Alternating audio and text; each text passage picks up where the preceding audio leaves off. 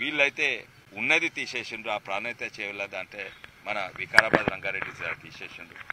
పాలమూరు ఎత్తిపోతల పథకం అన్నారు. ఇంతకుముందు పాలమూరు రంగారెడ్డి ఎత్తిపోతల పథకం అన్నారు. అందులో నుంచి రంగారెడ్డి పేరు తీసిండ్రు. మేము ఎంతో వదిలితే మళ్ళీ ఆ పేరు యాడ్ చేసిండు. కానీ ఒక ప్రాజెక్ట్ ఒక కొబ్బరికాయ కూడా కొట్టని పరిస్థితి ఇక్కడ. అయితే మేము ఈరోజు ఈ పరిస్థితుల నిరాహార దీక్ష చేయవలసి వచ్చింది. ఎందుకంటే ఇక్కడి నుంచి ప్రజలు వదిలితే అక్కడ వినబడతలేరు. ఆ హైదరాబాద్లో వినబడతలేదు, క్యాంప్ ఆఫీస్లో వినబడతలేదు ఇక్కడి నుంచి ప్రజలు. కానీ వారు కూడా ఇక్కడికన్నా వచ్చి చూసిందా అంటే వాళ్ళ కళ్ళకు కనబడతలేదు. ఎందుకంటే అక్కడి నుంచి ఇక్కడ సమస్యలు కనబడేవి. కనీసం వారు ఒక్కసారి వచ్చి చూసిందా అంటే ఒక్కసారి కూడా మా ప్రాంతానికి రాలేదు. ఆంధ్ర సీఎంలు మన మీద పట్టింపు లేదు అని అన్నారు. కానీ నిజంగానే చూస్తే కిరణ్ కుమార్ రెడ్డి గారు వచ్చిండ్రు, వైఎస్ రాజశేఖర్ గారు వచ్చిండ్రు, రోషయ్య గారు వచ్చిండ్రు వికారాబాద్ ప్రాంతానికి, చంద్రబాబు నాయుడు గారు కూడా వచ్చిండ్రు వికారాబాద్ ప్రాంతానికి. మన తెలంగాణ సీఎం అయితే ఇక్కడికి అప్పుడు ఓట్లు అడుగుతానికి వచ్చిండు, మళ్ళీ ఇప్పుడు ఓట్లు అడుగుతానికి వచ్చిండు. కానీ ఈ ప్రాంతం గురించి పట్టింపు అసలే లేదని, అందుకే ఈరోజు నిరాహార దీక్ష. కానీ దీనికి పర్మిషన్ లేదన్నారు. ఎందుకు పర్మిషన్ లేదు అని నేను అడిగిన. ఏ పర్మిషన్ లేదంటే చక్కగా చెప్పలేదు. మీరు చెప్పండి. లేదు, మోడల్ కోడ్ ఆఫ్ కాండక్ట్ వచ్చింది. మోడల్ కోడ్ ఆఫ్ కాండక్ట్ ఇక్కడనే ఉన్నది. ఇది మొత్తం నేను 3 సార్లు చదివిన.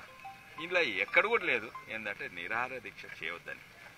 అయితే నేను కలెక్టర్ గారికి అదే చెప్పిన, రిటర్నింగ్ ఆఫీసర్ మన రంగారెడ్డి కలెక్టర్ గారికి అదే చెప్పిన, మళ్ళీ ఎలక్షన్ ఆఫీసర్కు చెప్పిన, ఎలక్షన్ సిఇఓ గారు చెప్తే అట్లా ఏం లేదు, లా అండ్ ఆర్డర్ ఇష్యూ ఉంటే మీకు కలెక్టర్ ఫోన్ చేయండి. మళ్ళీ కలెక్టర్ ఫోన్ చేస్తే మళ్ళీ అదే మీరు పెట్టుకోరాదు అంటే చిన్నపిల్లలకు చెప్పినట్టు పెట్టుకోరాదు అని పాఠం చెప్పినట్టు కాదు. ఎక్కడున్నది పెట్టుకోరాదు అని. లేదు, సెక్షన్ 144 ఉన్నది. సెక్షన్ 144 ఏది ఉన్నాయా? సెక్షన్ 144 అయితే ప్రచారం చేస్తారు, న్యూస్ పేపర్లో వస్తుంది. ఇక్కడ ఉన్నట్టు ఏడుంది సెక్షన్ 144? ఎవరైనా డిక్లేర్ చేసిండ్రా సెక్షన్ 144? లేదు.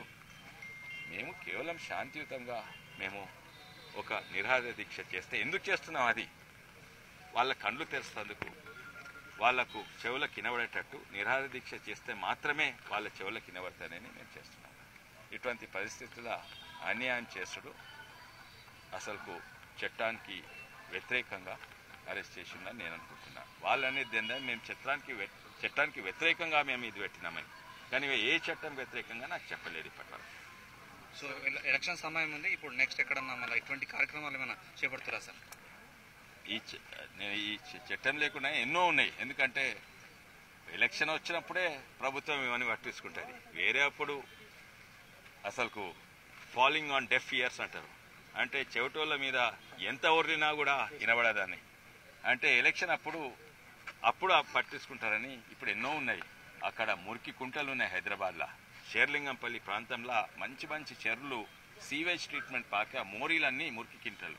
అప్పుడు ట్యాంక్ బండ్ ఒకసారి క్లీన్ ఉండే, ఇప్పుడు మొత్తము ఆ గలీజ్ డ్రైనేజ్ సీవరేజెస్ అన్నీ ట్యాంక్ బండ్లు నిండినాయి. ట్యాంక్ బండ్లే కాదు, ప్రతి చెరువుకుంటా నిండి.